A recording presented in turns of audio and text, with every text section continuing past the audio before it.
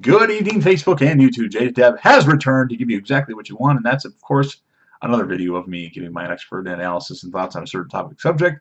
Tonight, what I'm going to be doing is breaking down my top 10 favorite actresses of all time, and this is my top 10 list of actresses, not the all-time list of actresses. So there's going to be some people you disagree with, lots of them. So you're more than welcome to give your thoughts. Not too many though. Let's give other people an opportunity to comment on this, but this is my top 10 list of my favorite actresses of all time, and I will be including television actresses in this one. There's not many of them. I mean, they've all done TV work, but specifically one. So let's get started. So coming in at number 10, we have Mila Kunis. She was in Forgetting Sarah Marshall, and she was in Friends with Benefits, two roles that I thought she did really good in. And I really liked her.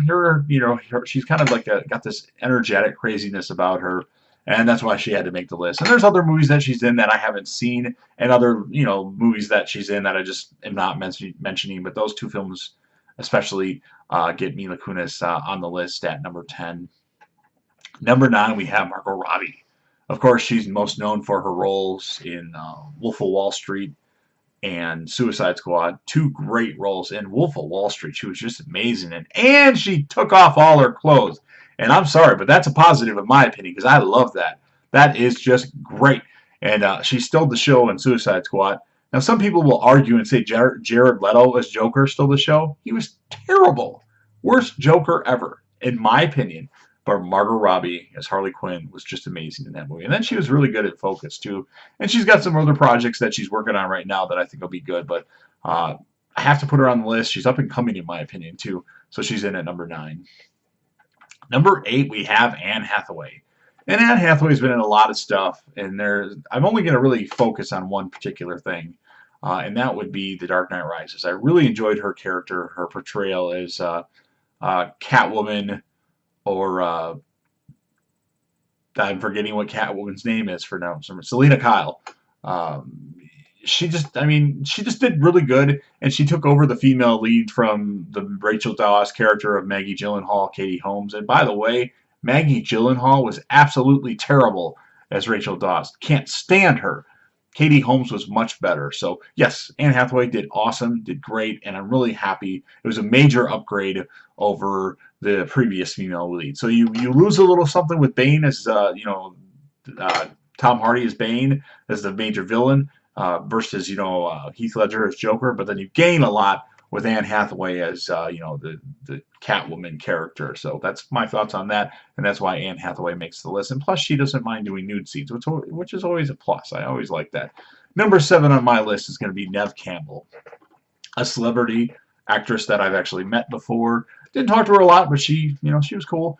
There's been a lot of movies that I liked Neve Campbell in. Of course, most notably, all the Scream movies, Scream 2, Scream 4, Scream 1, Scream 3.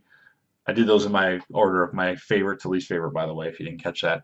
Studio 54, which is really good. I'm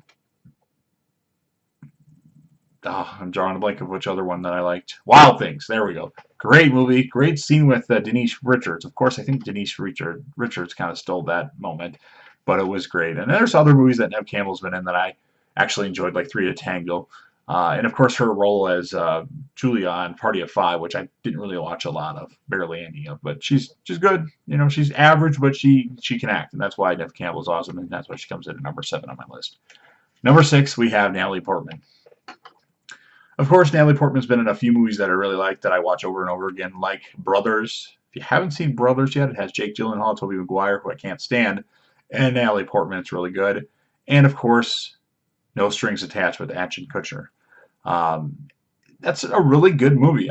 It's kind of a chick flick romantic comedy, but I really enjoy it. I watch it all the time. And then, of course, Natalie Portman's been in other movies like Black Swan, the Star Wars movies, the prequel crappy movies, the 2 that she was in. But great actress. A little short, but she's awesome. And she's deserving because she's actually really good. And, of course, her role in the Thor movies, too.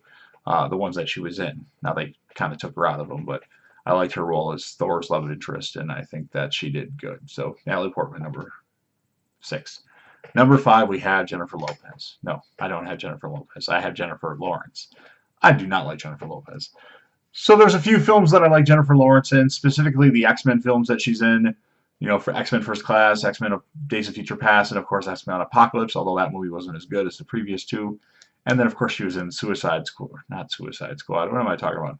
It's time for me to go to bed. Passengers and American Hustle. And she did really good in all those roles. I especially, of course, like her in Passengers, as that's number 4 on my all-time favorite movies list.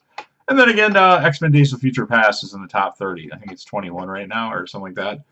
But I think she did really good. She's really good. I'm surprised that she actually came back to the series because I didn't think she was going to be in the next one that's coming out, which has been pushed back to February of 2019. But she's in it.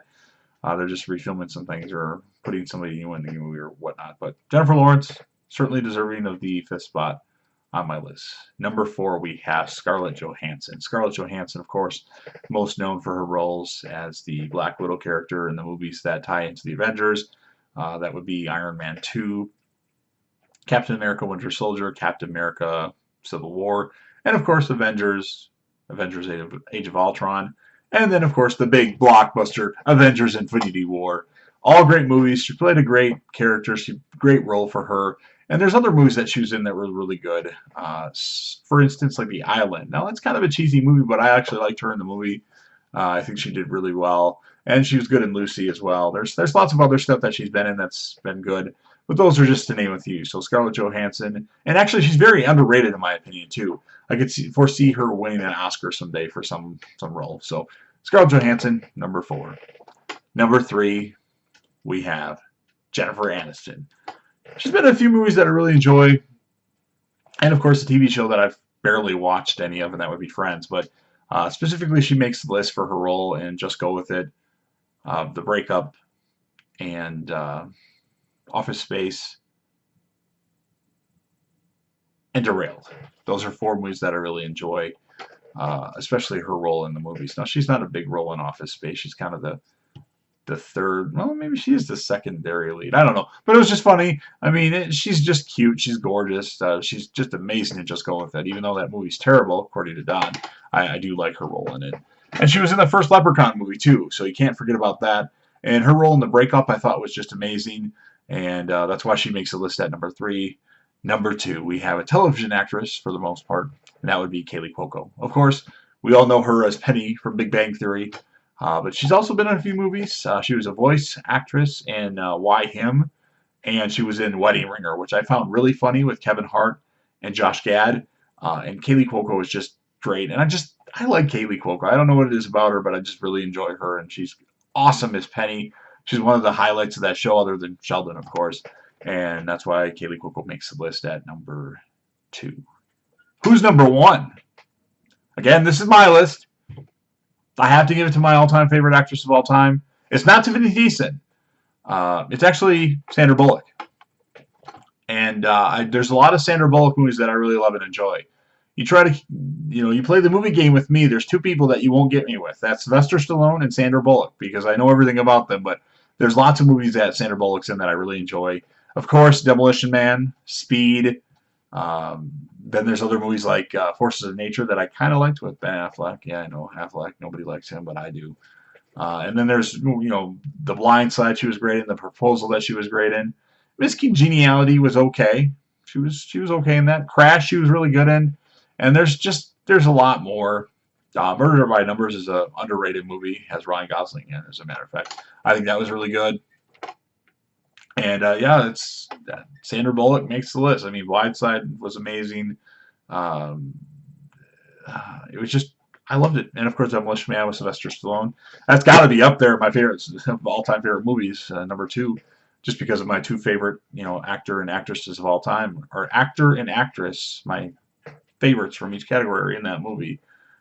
So yeah, that's Sandra Bullock, number 1. Again, Proposal, Demolition Man, Murder by Numbers, The Blind Side, Crash, somewhat Miss Congeniality, Speed.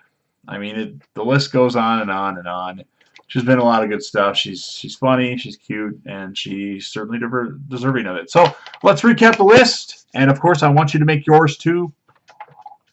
Number 10, Mila Kunis. Number 9, Margot Robbie. Number 8, Anne Hathaway. Number 7, Neve Campbell. Number 6, Natalie Portman. Number 5, Jennifer Lawrence. Number 3, Scarlett Johansson. I'm sorry, Scarlett Johansson, number 4, number 3, Jennifer Aniston, number 2, Kaylee Cuoco, and number 1, Sandra Bullock. So I hope you enjoyed the list. I know it's an odd list, and I was trying to think of different people to put on this list, but this is the list I came up with. Notable mentions.